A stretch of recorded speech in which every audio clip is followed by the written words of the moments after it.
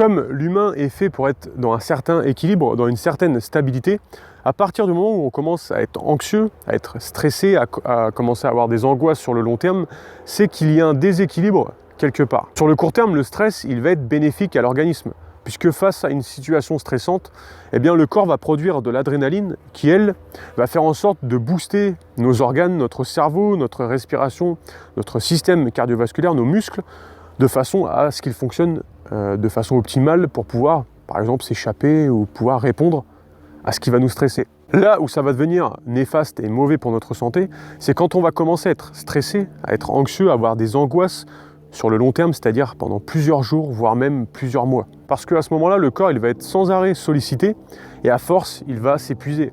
Et c'est d'ailleurs pour ça que la plupart des personnes qui sont anxieuses, elles finissent par être complètement fatiguées. À partir du moment où on a pris conscience de ça, on a pris conscience que le corps est fait pour être dans une stabilité, dans un équilibre, et qu'on sait que le stress est le résultat d'un déséquilibre, on peut plus facilement retrouver un état de paix et de bien-être au quotidien. Cet équilibre, il faut réussir à le trouver sur plusieurs plans. Sur le plan de notre santé physique, sur le plan de notre santé mentale, sur le plan de nos émotions, et notamment en apprenant à les gérer, et sur le plan de notre spiritualité, puisque nous sommes avant tout des êtres spirituels incarnés dans un corps de matière. En plus, ce qui est intéressant à savoir, c'est que ces 4 plans, physique, mental, émotionnel et spirituel, sont interconnectés et liés entre eux.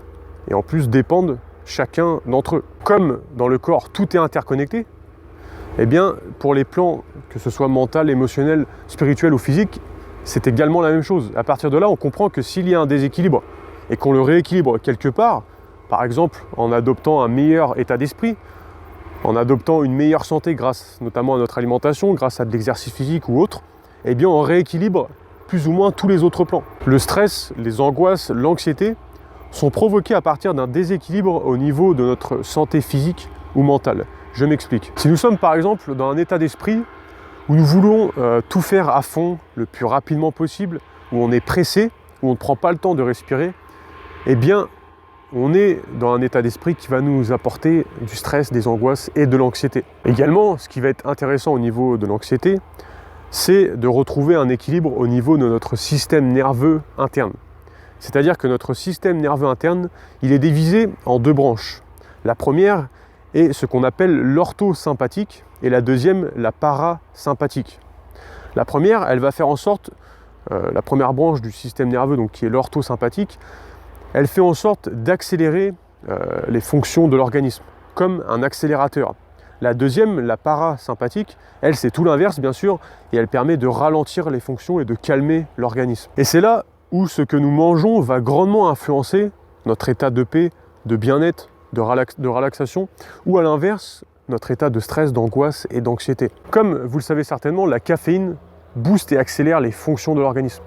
Elle va faire en sorte de jouer justement sur la branche nerveuse qui est l'orthosympathique et qui est l'accélérateur pour le système nerveux. Ce qui va faire en sorte sur le long terme de provoquer de l'anxiété et du stress, des angoisses, puis en plus nous amener à de la dépression, puisque la plupart des personnes qui boivent du café sont, c'est même pas la plupart, c'est que c'est les premières personnes à être en dépression ou être anxieuses. Puisque tout simplement, si on consomme trop de café, la branche orthosympathique qui est l'accélérateur est boostée, ça booste l'organisme, le corps et les glandes surrénales ils vont produire de l'adrénaline, ça va booster nos fonctions, toutes nos fonctions de l'organisme. Puis après, il y a une descente totale qui nous amène à l'anxiété, le stress, la dépression et les angoisses. En général, la plupart d'entre nous, on sait très bien que si on boit trop de café, ça peut devenir mauvais pour notre santé et à long terme nous fatiguer. Maintenant, ce qui va être moins connu, c'est que les aliments qui sont par exemple transformés, modifiés, apportent eux aussi également un stress à l'organisme. Si ces aliments sont consommés chaque jour et en plus à chaque repas, eh bien on apporte un stress constant à notre organisme et l'organisme est constamment sollicité par ce stress, en plus de manquer totalement de vitamines, de minéraux, d'antioxydants, de phytonutriments qui sont essentiels pour lutter contre le stress. Ça apporte tout simplement un stress à l'organisme, puisque le corps, n'étant pas censé recevoir ce genre d'aliments, n'est pas censé travailler avec. Et ça produit du stress dans le corps, et parfois même sans même qu'on s'en rende compte. Beaucoup de personnes aujourd'hui ne s'en rendent pas compte de l'impact de leur alimentation sur tous les aspects de leur vie et notamment sur leur état de bien-être. On serait encore à une époque où il n'y avait pas forcément de modification, il n'y avait pas forcément de produits chimiques. Bon bah ça serait pas forcément un souci, mais aujourd'hui c'est plus du tout le cas. Et si on ne change pas notre alimentation de maintenant, c'est toutes les générations à venir, tous nos enfants finalement, qui vont en être impactés. Aujourd'hui, il y a des personnes qui n'ont même pas atteint l'âge de 50 ans qui se retrouvent déjà avec des maladies qui, à l'époque, n'arrivaient que très rarement et qui arrivaient à des personnes très âgées ou qui avaient subi, ils avaient travaillé à certains endroits, ils avaient respiré des choses. C'est pour ça que si on ne prend pas en compte aujourd'hui notre santé et notre alimentation, c'est toutes les générations qui vont se retrouver avec des problèmes de santé. Et je pense que la plupart d'entre nous, on a envie que nos enfants soient en bonne santé. Et les enfants, qu'est-ce qu'ils font? Ils reproduisent ce que nous on fait. C'est pour ça que c'est certainement maintenant qu'il faut se réveiller et pas dans 10 ans ou dans 20 ans. Et si on n'est pas capable de changer notre alimentation ou d'apporter plus de bien-être dans notre quotidien, le faire au moins, encore une fois, pour nos enfants et les générations qui arrivent. Les aliments qui sont donc transformés, modifiés, apportent un certain stress à l'organisme qui est très peu visible au final. En plus, comme je l'ai dit juste avant, ils sont carencés en minéraux et ces minéraux ils sont essentiels pour lutter contre le stress. Donc au final, c'est la double peine. On apporte une alimentation qui stresse l'organisme, mais qui en plus n'apporte rien pour lutter contre le stress qui viendrait d'une autre source.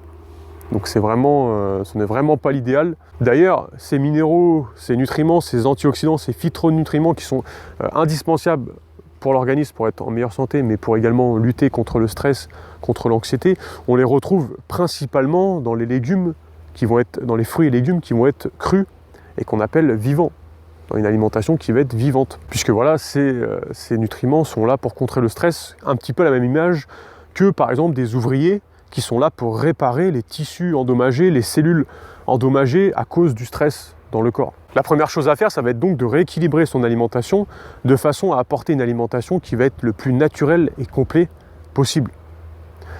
Des aliments qui vont être biologiques et qui n'ont pas été cultivés avec tout un tas de produits chimiques qu'on n'est pas du tout censé normalement consommer et qui à la fin provoquent un stress encore plus dans l'organisme. C'est également consommer des huiles de qualité, des graines et des noix de qualité qui encore une fois apportent énormément de graisses indispensables au corps, de sucre, de nutriments qui sont encore une fois indispensables pour être en parfaite santé, pour retrouver un état d'équilibre et de paix, mais en plus de pouvoir contrer le stress, en plus de réparer l'organisme à cause du stress qu'il aura subi. Ce qu'on peut également faire pour limiter notre anxiété et retrouver plus d'énergie, c'est de manger des repas qui vont être plus petits en termes de quantité. Ça va nous permettre, puisque vous le savez certainement, la digestion, ça enlève une certaine énergie. Et ça va nous permettre d'avoir plus d'énergie pour justement être dans un état d'équilibre et pouvoir plus facilement gérer le stress au quotidien. Si on est anxieux, bien sûr, l'idéal, ça va être de supprimer les boissons à base de caféine pour ne pas qu'on ait un pic et un boost de l'organisme, puis une descente complète en dépression, en anxiété, en stress, en angoisse. Pour diminuer également l'anxiété dans notre vie de tous les jours, on peut pratiquer des activités, et d'ailleurs au maximum ce genre d'activité, qui va nous apporter du plaisir et du bien-être sur le moment. Puisque souvent justement les personnes qui vont être stressées, qui vont être anxieuses, qui vont avoir des angoisses, elles ne vont pas forcément avoir beaucoup de plaisir dans leur vie de tous les jours, et ça, c'est mauvais pour retrouver un état de paix et d'équilibre. Par exemple, ça peut très bien être faire du sport, ça peut être de pratiquer de la respiration, de la méditation. La méditation, c'est super efficace pour lutter contre le stress et retrouver un état de paix. Bien sûr, il faut faire l'effort de s'y mettre et de patienter pour avoir des résultats. En plus, il ne faut pas faire en sorte de faire de la méditation et de le faire plus ou moins à contre-cœur. Il faut vraiment le faire consciemment et tranquillement. C'est aussi également trouver dans notre quotidien les sources de stress, ce qui nous apporte du stress. Un exemple tout bête, par exemple, imaginons que tous les matins on arrive 10 minutes en retard à notre travail. Eh bien l'idéal, ça va être tout simplement de partir 10 minutes plus tôt que d'habitude. Puisque en partant 10 minutes en retard au travail, eh bien on stresse dans la voiture, et ça encore une fois c'est une source de stress.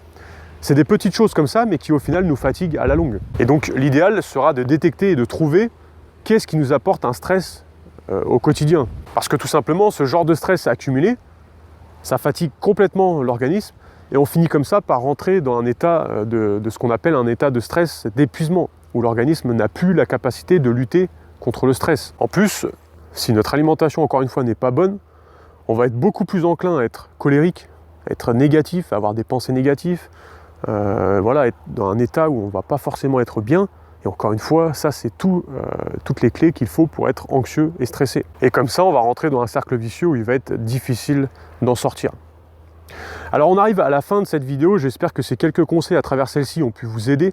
Si justement vous voulez encore en savoir plus à propos de l'alimentation pour pouvoir apporter une alimentation vraiment de qualité, mais tout en vous faisant plaisir dans votre quotidien, c'est-à-dire une alimentation saine qui va être également gourmande, je vous laisse regarder le premier lien dans la description. Moi ce que j'ai fait, c'est que je vous ai préparé 6 vidéos supplémentaires qui vous détaillent une à une comment y voir plus clair à propos de l'alimentation, comment faire un changement alimentaire.